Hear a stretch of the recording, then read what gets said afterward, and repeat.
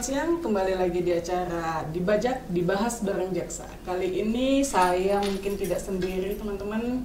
Saya bersama rekan saya yang cantik jelita, yaitu Mbak Davina. Boleh silakan perkenalkan Mbak Davina? Iya, perkenalan dulu ya kali ya, karena baru nih newbie. baru in ya Mbak ya? Iya betul, perkenalkan saya Devina Putri Hairani, saat ini bertugas di Kejaksaan Tinggi Jambi gitu. Dengar-dengar Mbak sebagai apa nih? Oh, kemarin sempat ditunjuk oleh Bapak Kajati sebagai Duta Medsos dalam rangka zona integritas menuju wilayah birokrasi bersih melayani. Selamat ya Mbak ya. Sekarang nih kita ditemani atau bintang tamu kita kayaknya orang-orang iya ya? Betul, hari ini kedatangan tamu spesial terutama di kota Jambi, di provinsi Jambi. Nomor satu ya, iya. Nomor satu di provinsi Jambi. Di provinsi Jambi. Instansinya masing-masing ya. Instansinya masing-masing. Yang satu di bidang mana nih? Yang satu di bidang hukum, yang satu lagi apa? Politikus. Politikus.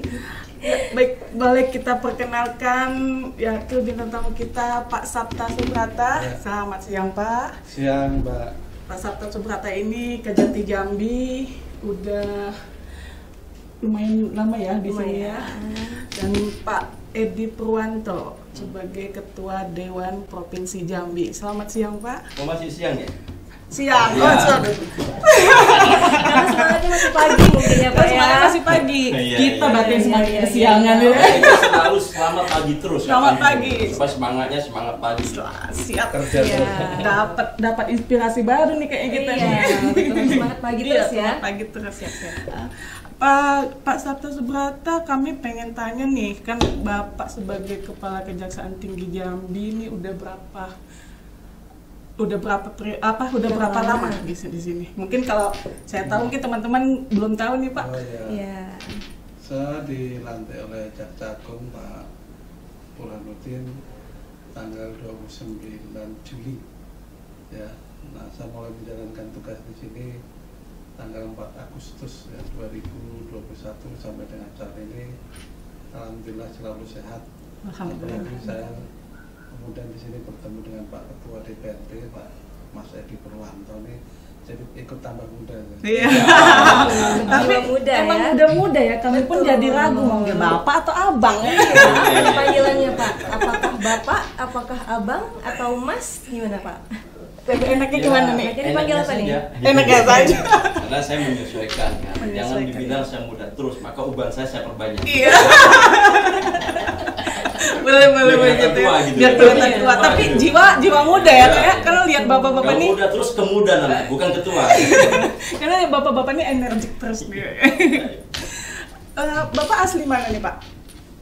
Asli Saya kelahiran Semarang ya, tetapi ya sekolah di Jakarta. Nah, jadi orang anak Jakarta.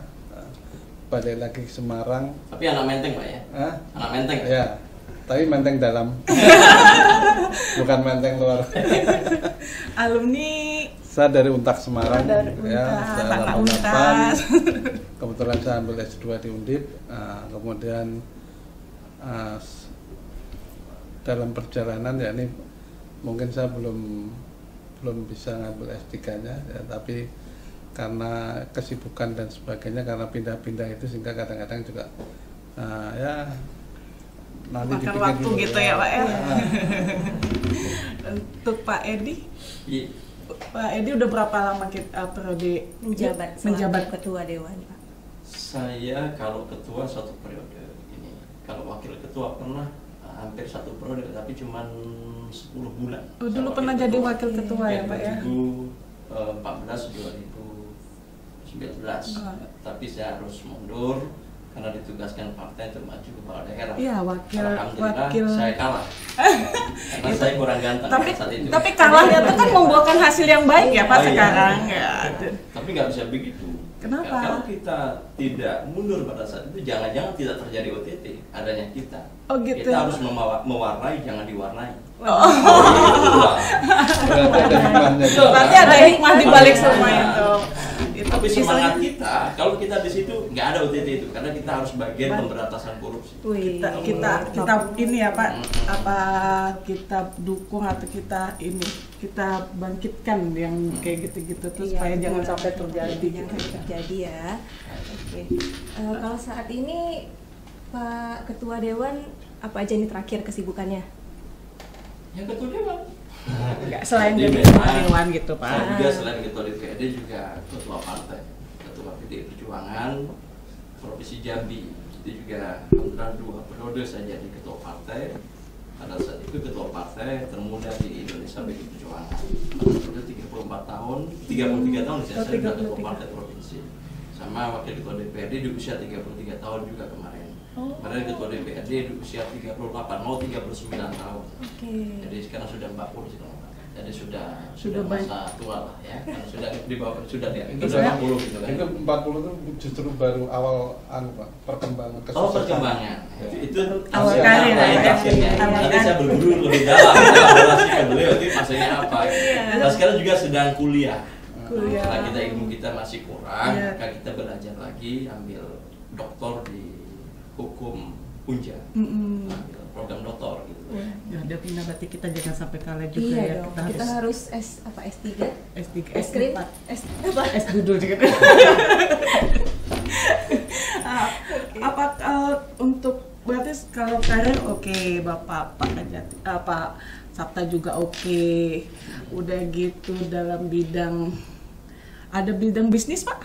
Nah, Karena sekarang ini saya ketua DPRD, nggak boleh bisnis. Oh nggak boleh bisnis. Walaupun perusahaan apapun harus mundur. Komisaris Tapi apapun. mendukung boleh ya Pak ya?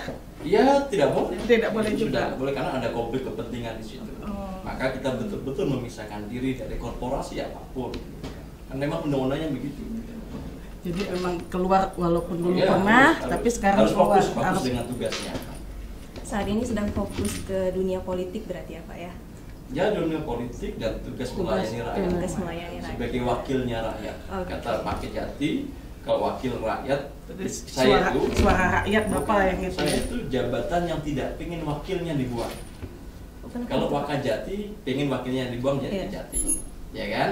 Kalau Wakapolda pengen wakilnya dibuang jadi Kapolda, Oke. gitu kan? Kalau saya wakilnya dibuang jadi rakyat biasa. Jadi rakyat biasa jadi ya Pak ya? jadi wakil rakyat. gitu. Wakil rakyat, gitu. oke. Menampung Dan nanti aspirasi kalau wakil gua masyarakat. rakyat ya, wakil juga ya Pak ya. Iya, biasa wakilnya dibuang, berarti gak dipilih lagi oleh rakyat kan? Jangan sampai ya Pak. Iya. Tapi beliau ini wakil yang berbeda. Kalau tadi kan wakil itu awak sama sikil aja, tapi kalau beliau ini wakilnya berbeda. Jadi kepalanya juga ngikut semua terus. Oh iya. Spesial kalau Karena Bapak dalam konteks pemerintahan daerah kan gubernur dan DPRD. harus Jadi nyatu ya. secara ini kami Forkopimda, saya, Pak Kejati, Pak Gubernur, Pak Kapolda, Pak Danten ini satu kesatuan, hanya tempatnya saja yang berbeda. Yang nggak terpisahkan. Makanya yang kalau saya saling selalu mendukung. dengan Pak Gubernur, Bang, abang dengan saya, hebat saya Bang. Kenapa? Saya punya 52 eselon 2, abang Iya. cuma 46. Dan saya punya 3 eselon 1. Oh gitu deh, iya. Karena anggota DPRD itu sama dengan eselon 2. Eselon 2. Wakil ketua DPRD itu sama eselon 1. Nah, saya kan sama dengan Pak beliau di Iya. atas itu gitu kan. Kemudian sekwan. Jadi saya punya 52 Pak. Pakai jadi banyakan saya eselon 2-nya partainya beda-beda. Nggak bisa kita berita sembarangan kan itu kan. Iya, Tempatnya jangan macam-macam tuh Pak Wakil. Iya. balik terlepas dari itu semua berarti bapak-bapak nih punya pengalaman yang nggak kalah lebih Nggak main-main ya pengalamannya ya. Masuk dari itu Pak, kita nih kan lagi marak nih Pak kan, tentang mafia tanah itu yang menimbulkan konflik. Kan pengen masuk ke situ tuh, penasaran gitu. Bagaimana istilahnya, bagaimana cara Pak Sapta dan Pak Edi menangani kasus ini atau perannya sebagai sebagai ketua dewan dan sebagai kepala Kejaksaan Tinggi Jambi dalam menangani konflik ini yang terjadi gitu. Bapak Ibu nanya siapa? Saya atau beliau? Boleh Oh, saya. Pak Edi dulu. Jadi begini, jadi kalau mafia tanah ini kan sebenarnya dari dulu kita sudah mendengar seperti itu, bahwa mafia tanah ini diduga sistemik gitu. korbannya adalah orang-orang yang tidak punya jaringan-jaringannya kuat, sehingga mereka jadi korban mafia-mafia tanah itu. Seperti kita tahu kalau di Jakarta misalnya kan dulu ada oratonya di Merpati Jalan, ada profesor dari IPB, ada juga salah satu kasdam juga korban mafia tanah, dan ada di Pondok Indah itu saya dengar ada satu RT 4 mafia tanah. Modusnya misalnya suaminya meninggal, dia jual tanah, jual tanah rumah bangunannya, ada pura-pura yang beli, misalnya belinya 40 miliar, baru dikasih uang 5 miliar, tiba-tiba nanti sertifikatnya dipinjamkan, sudah akhirnya berubah nama dengan orang, padahal baru menerima 5 miliar. Banyak kasus seperti itu.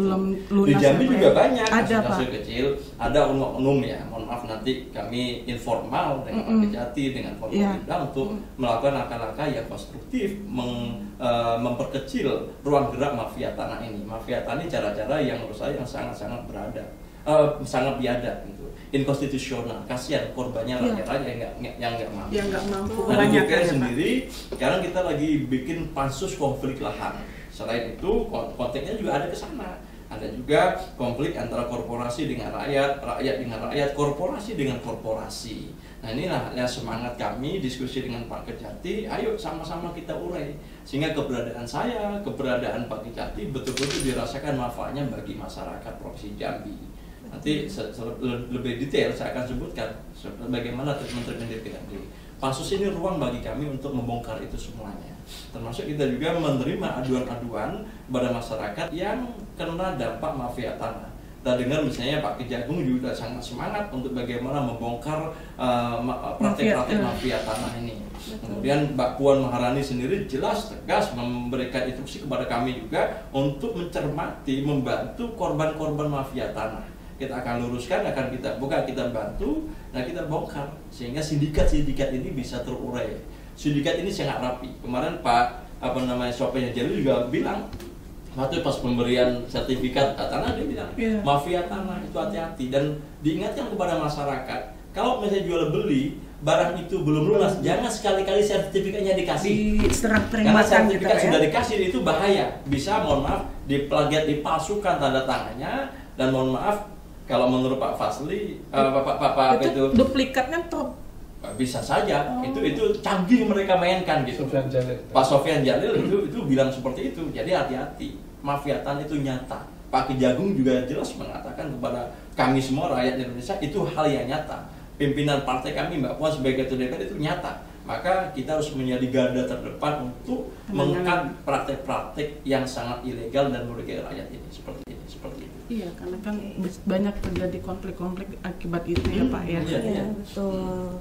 Kalau dari Bapak Kejati, bagaimana Pak? Mungkin saya selaku APH melihat dari perspektif hukum ya, bahwa mafia itu adalah sekelompok orang yang mengorganisir diri ya, untuk berbuat yang tidak sesuai ketentuan undang-undang. Ya. Nah, mafia ini karena itu tidak sesuai undang-undang berarti dia melanggar hukum. Nah, kemudian kita melihat di sini ya, mafia tanah ini ada tanah yang dikuasai oleh orang per orang, tapi juga ada juga tanah yang masih berbasis sebagai tanah negara. Ya, tanah negara itu sendiri juga ada dua, ada tanah negara bebas, tanah negara tidak bebas. Ya. Nah, ini di sini yang menjadi atensi dari pimpinan. Kita melihat sesuai dengan tupoksi kita, dikaitkan dengan tugas dan kewenangan kita, yang dimana kita mempunyai hak untuk menyidik, maka kita lebih intensifkan pada tanah-tanah negara yang tiba-tiba dikuasai oleh sekelompok orang, dalam ini mungkin juga badan usaha ya gitu. Nah, sebagai implementasinya pimpinan Pak Jaksa Agung sudah menerbitkan surat edaran di mana kita diperintahkan untuk di masing-masing kejati dan di Kejari kita membentuk semacam satgas. Jadi saya sampaikan. Nah, kemudian di tingkat praktek memang ada juga laporan-laporan yang masuk ke kita Pak Ketua. Tapi kalau itu di sini kan kita telah, setelah kita telah, kalau ini masih masuk dalam orang perorangan, kita membantu konsul untuk kita serahkan ke penyidik Polri terkait dengan masalah penyerobotan, Itu indikasikan nanti kan masalah penyerobotan tanah atau pemalsuan dokumen seperti tadi ada dan sebagainya. Tetapi di sini di posisi kita di dalam, karena kita secara represif tidak bisa bertindak di situ, tetapi kita akan mencoba mengawal masyarakat yang merasa dirugikan dengan cara kita memberi advice jalan bagaimana dia yang harus dilalui, yang dilaporkan untuk kita.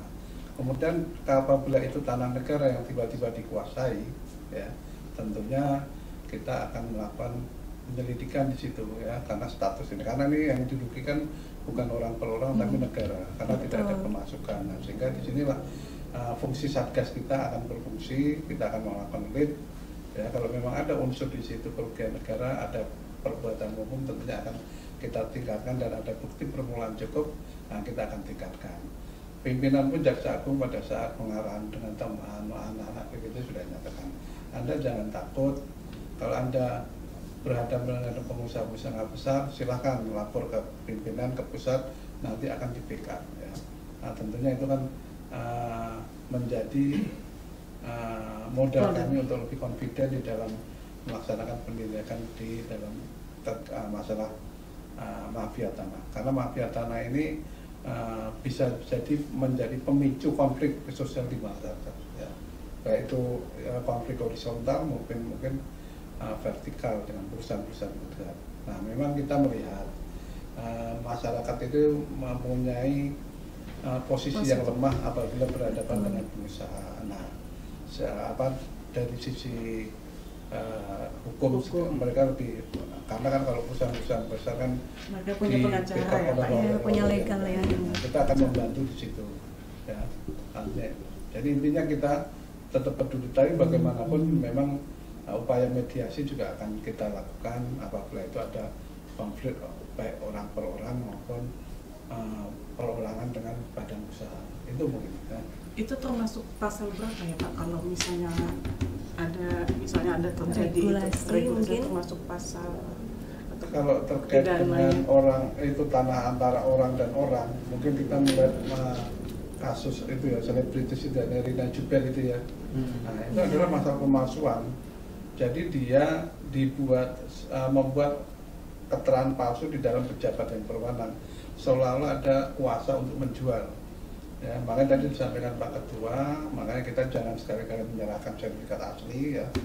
Nah, dan itu juga dicek, karena memang kita tidak memungkiri bahwa peralihan hak ini bagaimana kalau terjadi masalah itu memang melibatkan oknum ya, oknum di teman-teman dari BPN, dan itu juga sudah disampaikan oleh Menteri ATR bahwa tidak menutup mata anggota mereka ada yang terlibat di situ. Apalagi sekarang kita melihat tanah ini dari hari ke hari tidak berkembang, tidak bertambah.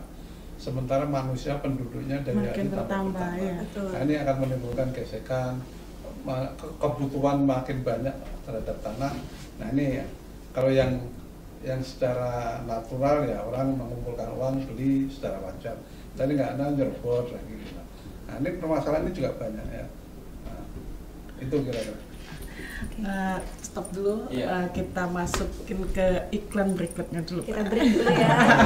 Oke.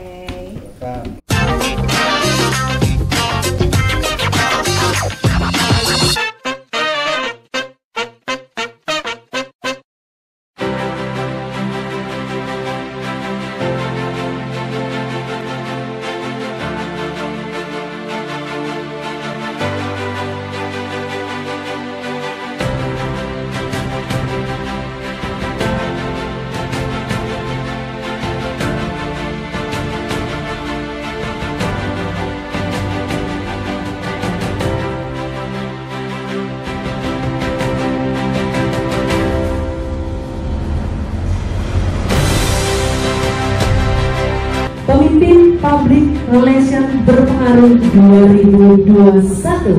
Yes, yang kita ada nilainya. Baik, aspek penilaian penghargaan yaitu popularitas dan juga kinerja. Aspek popularitas, sosok pemenang merupakan praktisi humas atau PR yang memiliki popularitas yang baik. Titik beratnya adalah kuantitas exposure di 7.198 media online lokal. Oke, tepuk tangan dong. Penghargaan Pemilihan Public Relations Berpengaruh 2021 Leonard Ebenezer Simanjuntak.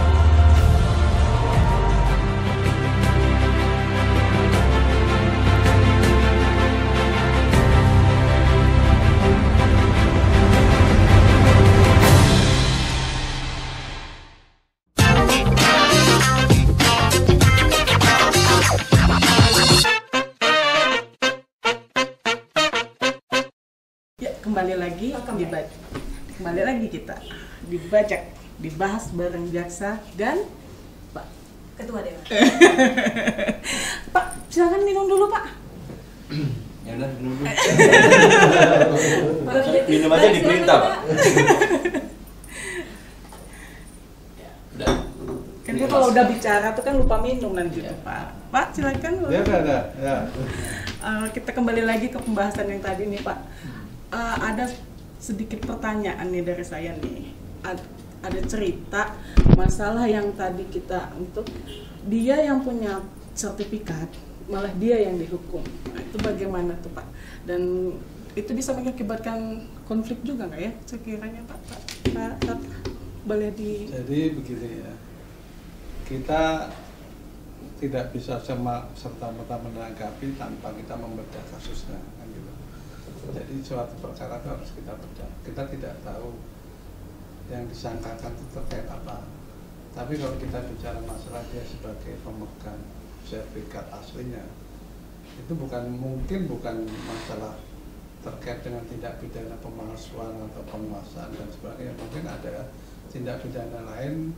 Kan begini, kadang-kadang kita karena emosi dan sebagainya merasa sebagai pemegang hak, kadang kita berbuat di luar kontrol itu ya. Luar kontrol itu ya mungkin mencaci maki atau memukul dan sebagainya. Mungkin kita pernah lihat ya, pernah berdebat dulu di TV ya, antara yang pengkritik dan ini yang membela pemerintah. Nah, pengkritiknya karena emosi di luar kontrol, pada saat itu on air tiba-tiba memukul. Nah, jadi itu ya. Padahal mungkin pengkritik ini dari dalam posisi yang benar. Nah, tetapi inilah bagaimana kita memanage hati ya, dan pikiran kita sehingga tidak terjadi. Nah, ini masalahnya kan memang seseorang apabila menghadapi masalah, terus terang secara psikologis dia berada di bawah tekanan. Ya, ini kadang-kadang di bawah tekanan inilah ya. Nah, karena hukum itu tidak bisa juga dilihat hitam dan putih saja, tapi juga ada sebab-sebab lain. Ya, termasuk ada juga faktor kriminogen. Ya. Kriminogen itu orang berbuat jahat karena akibat dari daya tarik dari korbannya itu kan itu di itu. Nah, kita kembali ke masalah tanah ini. Pada dasarnya pemegang hak itu ya dialah yang kuasa ya, menguasai dia yang berhak itu. Nah, apabila terjadi tumpang tindih baik itu kepemilikan maupun lahannya, memang harus diselesaikan dengan baik ya, sehingga kita mencari solusi yang terbaik itu ya. Nah, solusi terbaik ya pertama lewat jalur perdata bisa. Kalau memang di situ ada unsur pidana pemalsuan data, pemalsuan fakta-fakta, itu bisa dilaporkan ke penyidik Polri itu. Jadi itu kita tidak bisa serta-merta langsung kita ini ya Pak ya, langsung tapi kita bedah dulu sebetulnya persoalan itu ya, gitu. Okay. Kalau itu Pak, kalau untuk di DPR itu kan lagi bikin tim ya Pak ya, tim Pansus. Itu regulasi atau bentuk ininya apa Pak? Bentuk apa ya namanya Davina? Fungsi tugasnya gitu. Tugas dan fungsinya kali ya. Fungsi dari tugas. Pansus ini apa Pak? Jadi begini, DPRD itu ada melekat 3 fungsi. Kita ada fungsi anggaran, yang kedua fungsi pembentukan peraturan daerah, yang perda-perda itu, yang ketiga pengawasan. Dan DPRD itu di luar fungsi itu juga banyak masukan daripada masyarakat berupa pressure group baik itu demonstrasi di media sosial dan sebagainya, kemudian surat dan lain sebagainya masuk ke DPRD. Nah, di DPRD sendiri sekarang kita sedang membuat pansus. Ada 2 pansus yang kita bikin. Pansus Pansus itu apa tuh Pak? Pansus itu apa? Panitia khusus, panitia khusus konflik lahan dan panitia khusus BOT. BOT itu adalah kerjasama pemerintah daerah dengan pihak ketiga.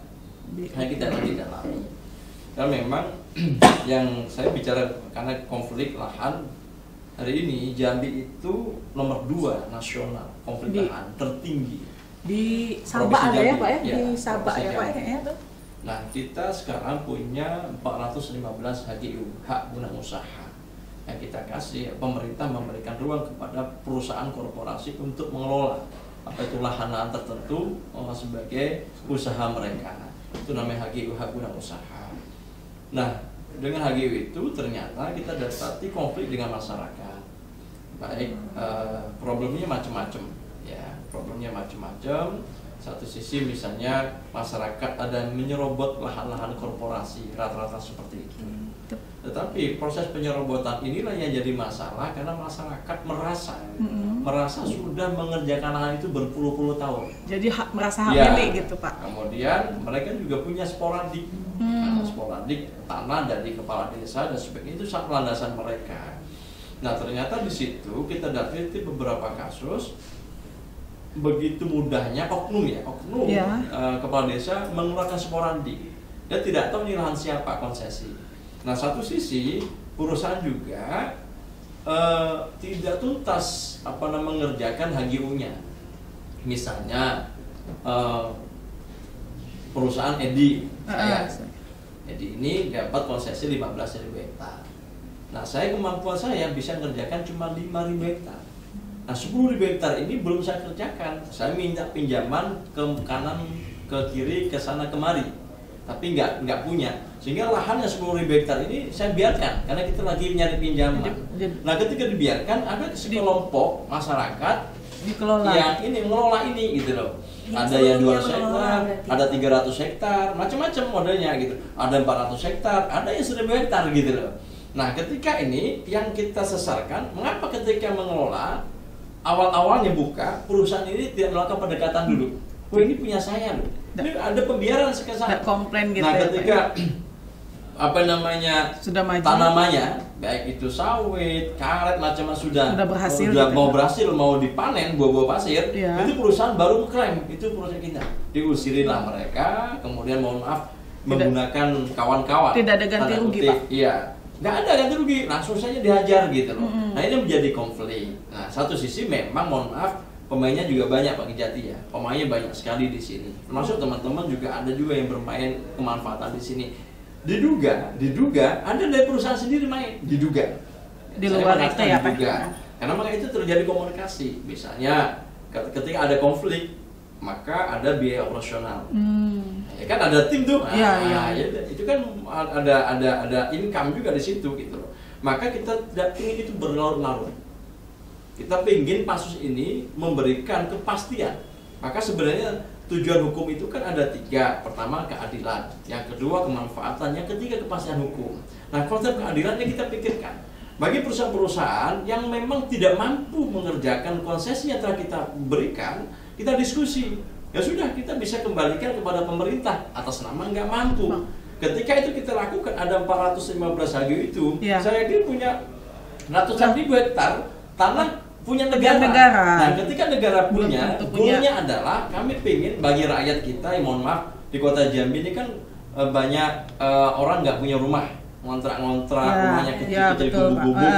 Ya sudah, kita dorong ke sana. Oke, kita bikin transmigrasi lokal misalnya.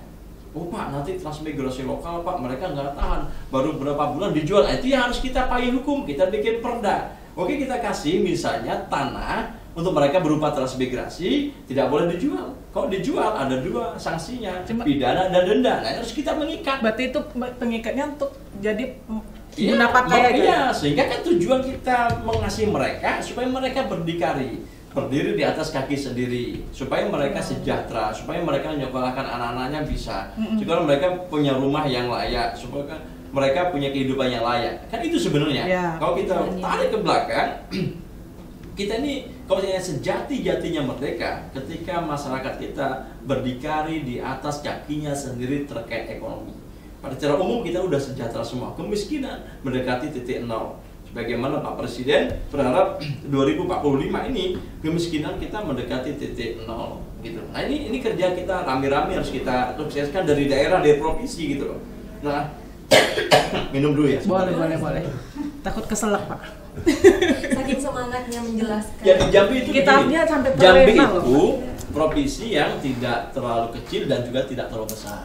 Luas wilayah kita ada 50.160,05 km persegi wilayah kita. Jumlah penduduk kita per awal Desember kemarin kita punya 3.557.517 jiwa, itu penduduk kita. Nah kita juga ada 163 kelurahan, ada 1.399 desa, ada 143 kecamatan, 11 kabupaten kota. Ini kan luas, macam-macam. Kita juga punya TNKS, 4 TNKS gitu loh. Nah kemarin juga mohon maaf kami baru bahas APBD Pak Kejati. APBD kita juga nggak terlalu besar, tapi tidak kecil. Kita punya APBD 4.795.846.912.107 rupiah. Aduh, Itu APBD yang kita punya gitu. Pak ya, nggak ada kurang sedikit pun. Nggak, sebenarnya 106,58 kita belanja jadi 107 Pak ujungnya. Rupiah tuh, itu boleh dicek, itu nggak mungkin salah. Boleh dilebih tapi jangan kurang ya Pak ya. Jadi artinya dengan seperti ini ruangnya ada gitu. Jadi kalau konsep misalnya dengan Jambi mantapnya, apa itu dengan Indonesia majunya, harusnya konflik-konflik ini udah selesai. Iya. Semangat kita adalah nanti Pansus sudah ada, nanti kita libatkan Forkopimda dan seluruh stakeholder yang ada, beberapa ahli-ahli hukum, bikin rumusan bersama, rekomendasi bersama yang bisa jadi acuan kita bersama. Apakah nanti bikin timdu atau task force atau unit khusus yang menyelesaikan persoalan konflik. Nah, masalah konflik itu ada 3 pendekatan yang harus kita lakukan. Pertama adalah pendekatan adat.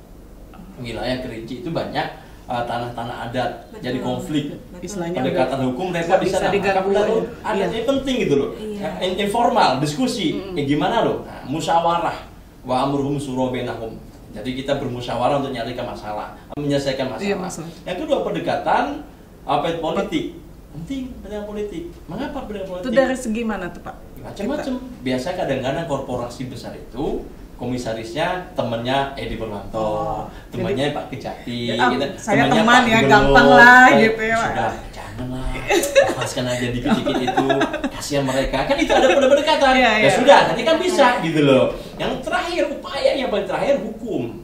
Makanya ultimum remedium itu terakhir untuk mencari kepastian hukum. Saya kembali tadi bahwa tujuan hukum ya tadi keadilan, ada aspek kemanfaatan dan kepastian hukum. Nah hukum itu terakhir, kalau bisa yang adat dan politik itu penting gitu loh. Udah terjadi, saya pikir selesai gitu loh. Nah mengapa politik penting negosiasi ini? Misalnya pemerintah pusat, provinsi, kabupaten, kota, jangan juga terjadi miskomunikasi. Ya, walaupun kan gitu, beda partainya, tapi kepentingan terbesar kita adalah rakyat gitu loh. Makanya kesadaran kolektif kita dibutuhkan untuk menyelamatkan rakyat Provinsi Jambi. Nah, saya lihat alhamdulillah punya mitra luar biasa Pak Kejati, komitmennya luar biasa terhadap penegakan hukum ini, terhadap membantu masyarakat, ditambah Pak Kejagung juga kencang. Terhadap mafia-mafia tanah. Ini nggak ini lagi ya Pak. Ini ya? momentum kebangkitan kita. Momentum rakyat mengadu kepada kami. Tentu dengan data-data yang otentik, data-data yang baik, bukan asal-asalan saja. Nggak bisa hukum dengan asumsi. Begini Pak, kami itu begini. Nah, legal standingmu mana? Sertifikatmu mana? Oh, ada sertifikat kata Pak Kejati tadi. Oh, masuk hukumnya bukan karena masalah ini, karena nempeleng orang, gitu loh. Karena ngerusak rumah orang, gitu. Jadi bukan karena sertifikat. Ada aja yang hal-hal yang di luar dan itu. Saya juga mengetuk pengusaha-pengusaha besar. Ya sudahlah.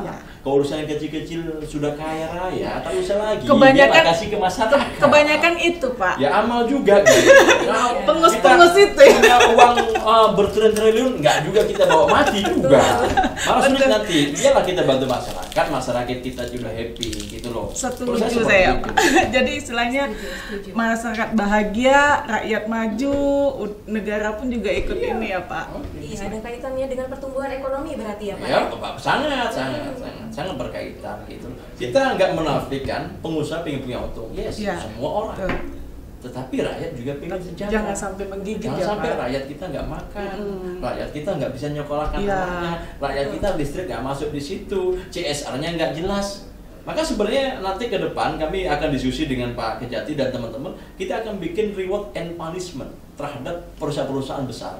Bagi perusahaan-perusahaan yang memang bagus membangun kemitraan dengan rakyat, membimbing. CSR-nya bagus, komunikasinya bagus, tidak ada konflik, kita kasih reward. Oh ini loh perusahaan bagus ini. Iya. Satu, indikatornya nggak ada konflik dengan masyarakat. Yang kedua, CSR-nya jalan. Yang ketiga, berikan beasiswa macam-macam. Ya. Sehingga rakyat Bahagia ada gitu. manfaatnya. Oh iya, ada perusahaan di sini, rakyat juga sejahtera. Walaupun Gitu, kami kasih. kayak gini, Iya. bisa makmur Iya. juga gitu ya Jadi Pak. CSR itu jangan hanya formalitas Oh dan iya, program aja betul, ya Pak ya. betul, seperti Harus itu. ada realisasinya. Realisasinya. gimana?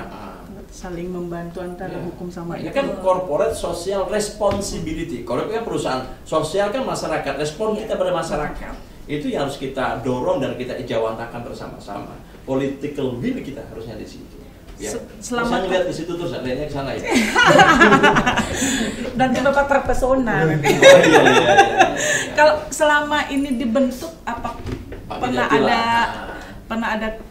terjadi Pansus. masalah apa Pansus. pansus Oh, sama pansus gini. sama tim kita Pansus sampai hari ini sudah 100 Yang- 100 enggak, normal. Sudah 98 yang masuk ke DPR. Aduan-aduan. Aduan Tapi laporan. yang- Ada 97 itu lahan. Yang satu tambang.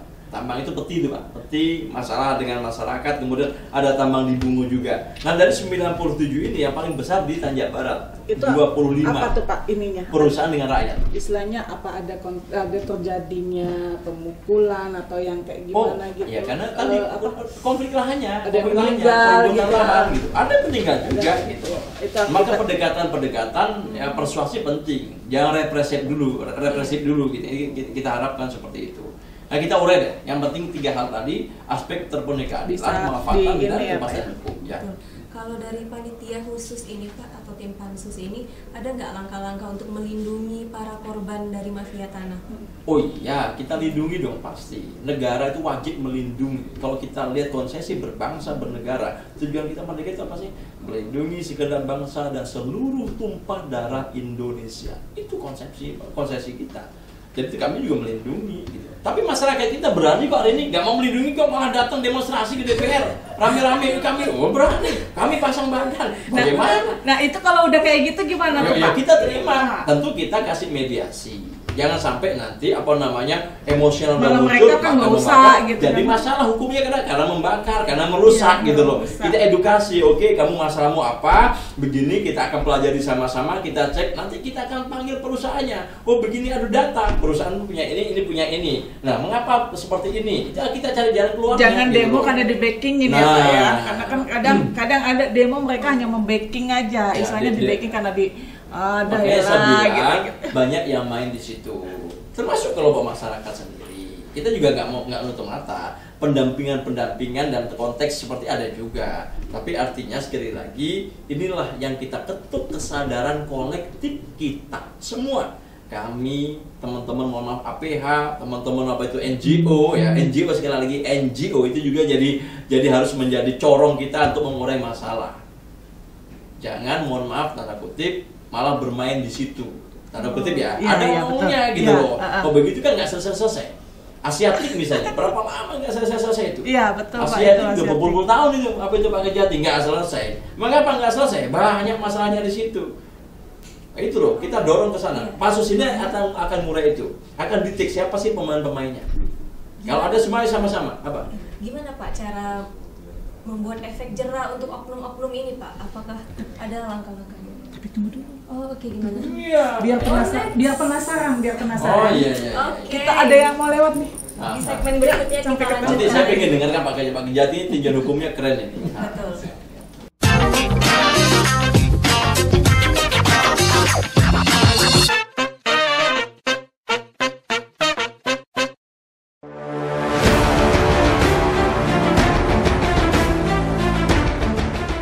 Saya akan bicara mengenai akses keadilan bagi perempuan dan anak.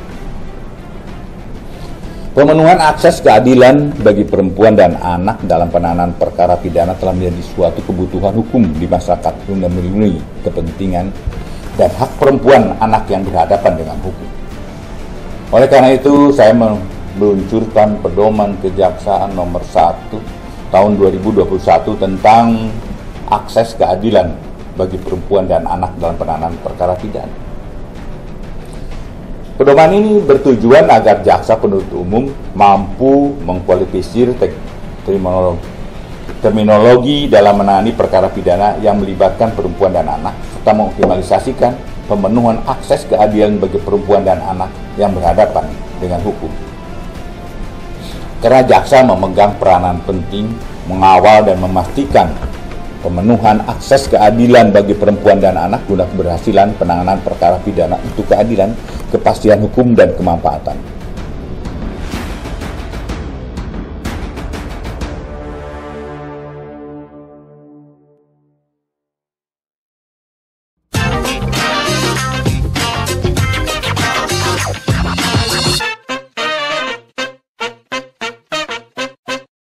Welcome back, kembali lagi di podcast Dibahas bareng Jaksa. Oke, tadi Ada Mbak pertanyaan? Davina ada yang mau disampaikan atau Iya, ditanyakan? ditanyakan. Oh, ditanyakan. Mbak Boleh, Cahaya. boleh, boleh. Ke Ditanyakan untuk- mana nih? Ke Pak Edi atau ke Ke Pak Kajati mungkin ya, karena berkaitan dengan hukum. Mungkin Pak, apa ada langkah-langkah tersendiri untuk membuat efek jerah terhadap oknum-oknum mafia tanah ini maupun oknum-oknum pejabat yang berkaitan dengan mafia tanah ini, Pak? Ya, terima Silakan. kasih. Sebelum saya jawab, mungkin saya sampaikan apa yang disampaikan oleh Pak Ketua. Ya. Memang terkait bidang perkebunan ini salah satu yang menjadi nilai tambah bagi perekonomian di Jambi. Ya. Jadi di Jambi ini ada 2 sektor yang menjadi dominan sehingga Provinsi Jambi ini tidak begitu terdampak dengan adanya pandemi COVID-19 ya, seperti Bali dan sebagainya. Nah, yang 2 sektor itu adalah sektor pertambangan dan sektor perkebunan. Nah, perkebunan ini terkait dengan perkebunan kelapa sawit, karet dan sebagainya. Namun demikian kita melihat bahwa tadi saya sampaikan bahwa di satu sisi kita keterbatasan tanah itu tidak berkembang, tidak bertambah, sementara masyarakat yang membutuhkan itu semakin lama semakin banyak, perusahaan-perusahaan yang ingin berusaha juga. Nah, di satu sisi kita juga harus menciptakan iklim yang sehat untuk investor yang datang ke Jambi ini. Di satu sisi kita juga harus melindungi. Nah, ini sebetulnya antara masyarakat dengan pengusaha ini ya saling membutuhkan. Nah, sekarang yang kita urai adalah orang-orang yang tanda petik mengambil kesempatan untuk kepentingan diri sendiri dan kemudian bisa merusak sistem dan aturan. Ya. Alhamdulillah dari pihak DPRD sudah membuat pansus. Memang tadi benar yang disampaikan oleh Pak Ketua Dewan bahwa rilis dari koran Kompas itu memang konflik lahan kita ini terbanyak kedua ya di Indonesia ya. Hanya perlu diurai. Nah, sekarang bagaimana kalau kita bicara masalah hukum? Ini tentunya bagaimana kita melaksanakan tindakan represif tadi. Nah, tadi sudah saya uraikan bahwa kita pilah dulu. Kalau ini terkait orang per orang, ya nanti harus diproses di penyidikan orang per orang ya, kaitan dan penyerobotan dan sebagainya. Begitu pula kalau orang dengan perusahaan besar, ya ini yang perlu kita cari mediasi ya. Seperti apalagi secara spesifik di Jambi ini ada masyarakat suku anak dalam yang mereka hidupnya memang di hutan, bergantung di hutan. Nah, ini yang perlu juga kita lindungi. Ya, ini adalah bagian tugas negara untuk melindungi masyarakatnya. Salah satu suku anak dalam. Suku anak dalamnya kalau tidak dilindungi mereka akan terampas haknya. Karena mereka juga sudah diberi tempat pemukiman karena memang aktivitas mereka ya Pak. Aktivitas dan mungkin sudah hidupnya gaya hidupnya begitu ya, sampai kamu tetap harus berinteraksi atau bergaul di hutan. Nah, sementara kebutuhan perkebunan juga tanah besar. Nah, tentunya kita harus mengatur regulasi yang jelas. Nah, regulasi yang jelas sehingga di mana kalau memang dia tidak mengikuti regulasi ya, dia melanggar regulasi, tentunya harus kita punishment. Ya, punishment itu bisa mungkin dari sisi administrasi, bisa dari sisi perdatanya, gugat dan termasuk dari sisi pidananya. Nah ini yang menarik di sini juga ada Pak Ketua ya, kasus-kasus kriminal pencurian, tapi itu adalah sebetulnya adalah kebutuhan Pak, kebutuhan di mana perusahaan-perusahaan besar ini banyak melaporkan pelaku-pelaku pencurian yang notabene adalah masyarakat kita ini.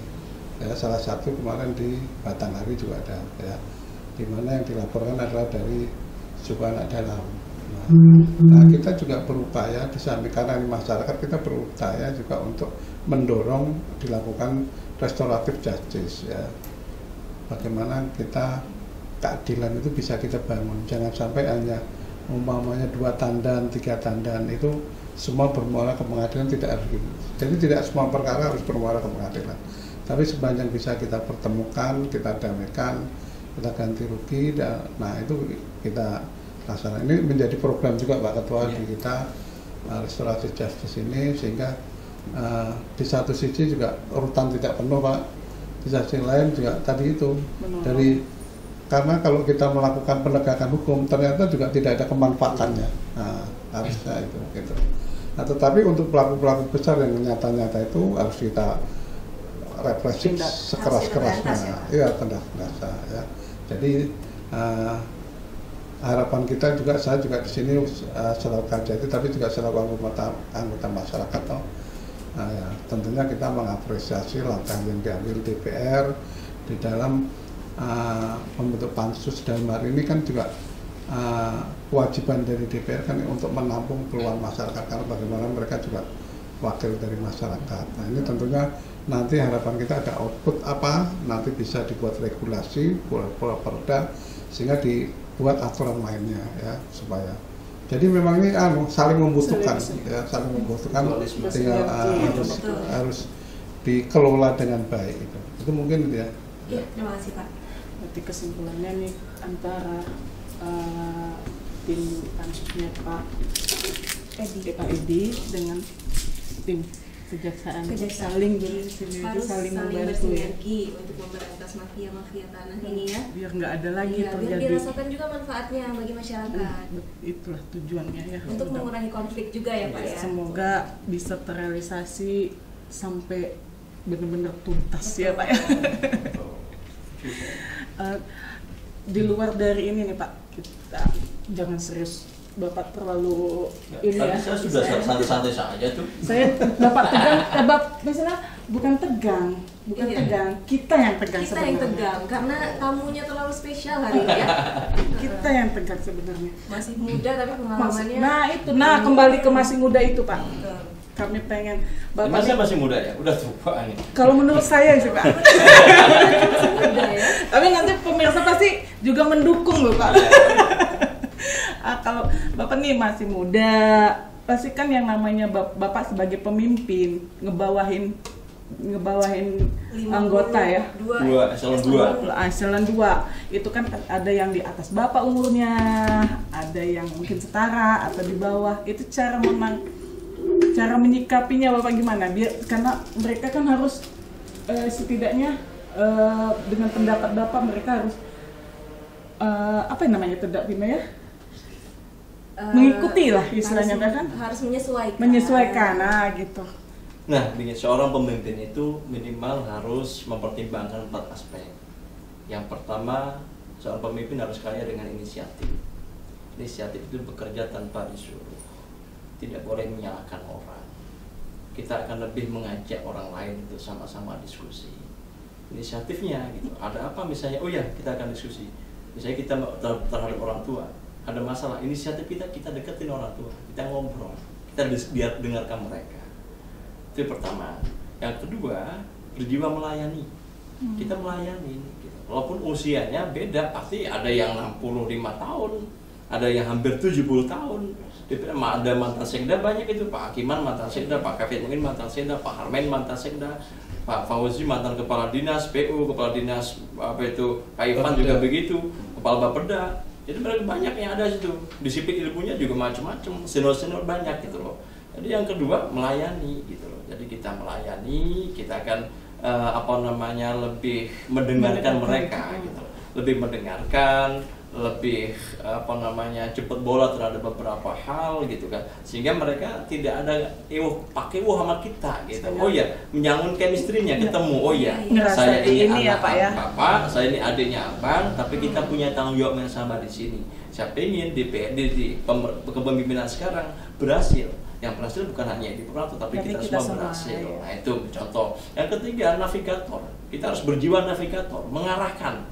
Kita ke kanan, kita ke kiri, kita ke depan, kita arahkan. Ketika ada masalah, ya kita satukan masalah itu. Kita sebagai pengarah gitu loh. Kalau kita mimpin rapat kan debat-debatnya luar biasa. Karena semua bawa kepentingan, kepentingan partainya, kepentingan dapilnya, kepentingan mungkin suku budaya, etnosentrisnya, berbagai macam pendapat. Nah di situ kita gitu loh. Jadi kita navigator. Udah itu. Yang terakhir tanggung jawab. Seorang pemimpin harus bertanggung jawab. Ketika ada masalah jangan nyalahkan orang lain. Saya begitu. Ketika misalnya mohon maaf kemarin ada yang demonstrasi supaya pengadaan baju DPRD dicoret. Karena kami kan selalu, ASN juga sama, ada setiap tahun mengadakan baju. Udah 2 kali kami coret karena COVID-19 karena refokusi. Yang kemarin karena saya tanya, oh ternyata belum, ya udah saya coret. Tapi ketika ada pengadaan laptop ternyata sudah terlaksana, sudah terbeli, saya tanggung jawab. Saya sampaikan kepada rakyat, saya sampaikan kepada media. Hari ini sudah zamannya pakai virtual, rapat-rapat pakai virtual. Betul. Yang kedua, DPRD itu dapat predikat Green Leadership, kepemimpinan hijau. Kita mengurangi kertas mengertas. Ya, baru tahun ini penghargaan dari KLHK. Apa itu Profesi Jambi itu baru kali yang dapat DPRD pula kan, bukan karena saya hebat tapi karena teman-teman gitu kan itu. Nah itu, sudah begitu saya sampaikan. Kalau kita beli kertas, anggaran kertas kita 900-an juta setiap tahun. Saya tidak ingin bahas anggaran ada kertas umur 20 semeter, ngapain ini penyakit ini ya sudah pakai laptop saja. Kadang kebaca juga nggak sampai. Tanggung jawab kita sampai ke publik ya. Kamu lihat ruangan saya ada yang berubah tidak ada. Pak Gajah kita itu udah pertama kali jadi ketua DPRD seperti ruangan saya, nggak pernah saya rubah. Seperti itulah. Jadi ketua dewan. Ya begitu gitu. Jadi artinya ya sudah, yang lainnya diperbaiki loh. Nggak apa-apa, sesuai kebutuhan. Saya hari ini mungkin masih bagus gitu loh. Hal seperti itu harus kita lakukan. Jadi intinya jangan kita nyalakan orang. Ketika ada masalah kita yang di depan, jangan lari. Ada demonstrasi, jangan lari, kita di depan. Itu rakyat kita kok. Karena ada kita yang dipilih gitu ya. Apa-apa. Bapak nggak jera waktu pas demon ada omnibus law itu ada 6 peluru, nggak apa-apa. Itu peluru bukan nembak saya, itu mungkin peluru nyasar saja gitu loh. Paknya nggak sengaja nyampe. Saya kok, saya tinggal datang duduk sama-sama. Jadi triknya itu 4 hal itu yang kita lakukan. Maka prinsip efektif, efisien, transparan, akuntabel itu penting. Jadi kebijakan apapun kita transparan. Kita ada rapat pimpinan dewan, ada rapat pimpinan dengan pimpinan komisi, pimpinan fraksi, pimpinan AKD lainnya. Kita akan diskusi sama-sama. Keputusan apapun kita diskusi mereka. Jangan kesannya kita ngambil keputusan sendiri, mereka nggak tahu itu yang benih-benih keributan itu. Dianggap ada something gitu loh. Jadi sekali lagi kepentingan kita ada kepentingan rakyat. Partai sementara kita kesampingkan dulu. Itulah alhamdulillah sampai hari ini sampai hari ini APBD kita tepat waktu terus, bukan seperti mohon maaf ya berkaca tempat lain APBD-nya molor. Saya enggak, walaupun RPJMD-nya sudah di ujung, mohon maaf kan transisi gubernurnya, waktunya masuknya APBD ke PPS itu sudah terlambat 3 bulan, tapi alhamdulillah karena kebersamaan, karena merasa tanggung jawabnya muncul semua, selesai 30 November selesai. Itu yang kita lakukan. Berarti nggak sia-sia ya Jambi memilih Pak Jambi milih Pak Edi Purwanto. Dan yang lainnya kan banyak terpilih 55 orang kan, bukan saya sendiri toh. Perwakilan. Iya. Kemarin berapa Pak? Apanya? Jumlahnya? Apanya? jumlah Banyak. Suaranya? Ya kalau partai totalnya 264.032 suara. Saya sendiri dapat 15.000 suara.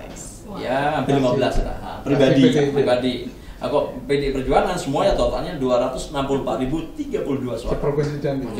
Mantap. Jadi alhamdulillah. Moga-moga ke depannya. Dan PD Perjuangan baru kali ini menang sepanjang pemilu, baru kali ini menang di Jambi. Tahun 99 pun kalah Pak kita di Jambi.